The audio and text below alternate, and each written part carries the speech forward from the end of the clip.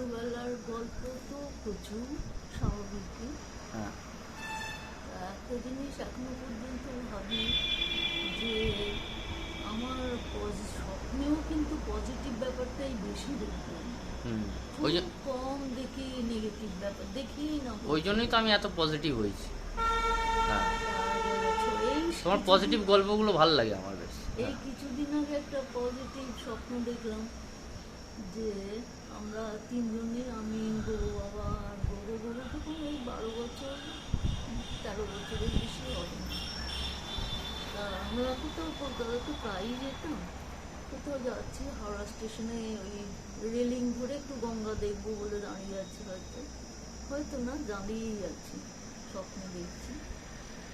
তা হঠাৎ দেখি গঙ্গা দিয়ে একটা খরগোশ হাঁদড়াচ্ছে। তা চুপচাপ দেখছি, তখন গোগো এক দৃষ্টে দেখছে, দিকে হঠাৎ দেখি গোগো ঝাঁপ দিল গঙ্গা। আমার কোনো চিন্তা নেই, আমি জানি আমার ছেলে হচ্ছে উদ্ধার কেস, যেখানেই যাই হোক ও ঝাঁপিয়ে পড়বে। আমার কোনো চিন্তা নেই, ও দেখলাম সেই তখন আমি কত ছোট, মানে সাঁতার জানি? হ্যাঁ, 27 গেছে, 12-13 বছর। ওকে, 12-13 বছরের সব।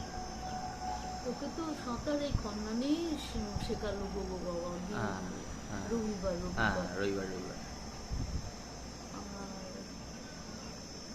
তুই ঠিক সাঁতরে ওকে বুকে জড়িয়ে নিয়ে উঠে পড়লি। এরকম স্বপ্ন আমি পজিটিভ স্বপ্নই বেশি দেখি, খুব কমই। আর ওই খুকুমনির পজিটিভ গল্পটাও যে হ্যাপি এন্ডিং, আমার সিনেমার হ্যাপি এন্ডিংটা দরকার আছে লাইফে। হ্যাঁ, আমার সব সিনেমাগুলোই ভালো লাগে যেটা হ্যাপি এন্ডিং থাকে ছোটবেলা থেকে। বোর হতো না, সবচেয়ে বড় কথা যে আমি তো মনু তো অনেক গল্প বেতালে শোনাতো। হ্যাঁ, অরণ্যদেব। হ্যাঁ, অরণ্যদেব। আমি বেসিক্যালি আমার ক্যারেক্টারেও অরণ্যদেব মতো আছে একটা। আর আমি নিজের ওই সাইকেলটাকে তুফান ভাবি, এখনো পর্যন্ত তুফানকে ছাড়িনি। আর নিজের বাড়িটা হচ্ছে ওই খুলি গুহা, আর ওই ইয়েগুলো গাছগাছড়া দিয়ে ভরিয়ে দিয়েছি। হ্যাঁ, অরণ্য। আমার বাড়িটাও আয়ুর্বেদিক বাড়ি টাইপের হয়ে গেছে, তো বিশেষ করে আর বিড়ালগুলোকে বাঘা ভাবি। শুধু এই অরণ্যদেবের ডায়নাটা নেই। আমাকে অনেকে জিজ্ঞেস করছে যে অরণ্যদেবের ডায়না কোথায়, বলে ডায়না আসবে।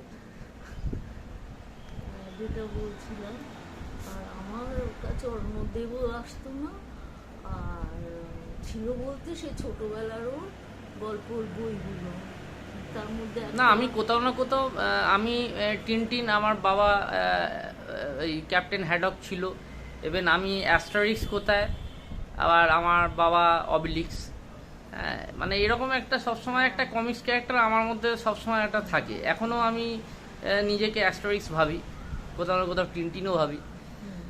তো এইগুলো একটা ফ্যান্টাসি, যেটার জন্য একটা পজিটিভ কিছু করার একটা ব্যাপার থাকে আর কি লাইফে। তাই জন্য ক্লাব করেছি। তারপর কিছু মানুষ যেগুলো যারা দুর্বল প্রকৃতির, তাদেরকে একটু উঠিয়ে আনা, এইগুলো থাকে আর কি, এইগুলো হয়েছে আর কি। তারপরে তো আসল যে সুপার হিরো নেতাজি সুভাষচন্দ্র বোস তারা এলো তারপরে, অনেক যখন ইতিহাসটা বুঝতে শিখেছি। এগুলো ছোটবেলা।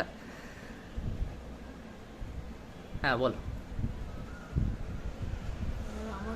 ছোটবেলার ওই বইগুলো এটা আমি এর পরেরটায় কাটিয়েছি, লম্বা হয়ে যাচ্ছে ভিডিওটা, ঠিক আছে।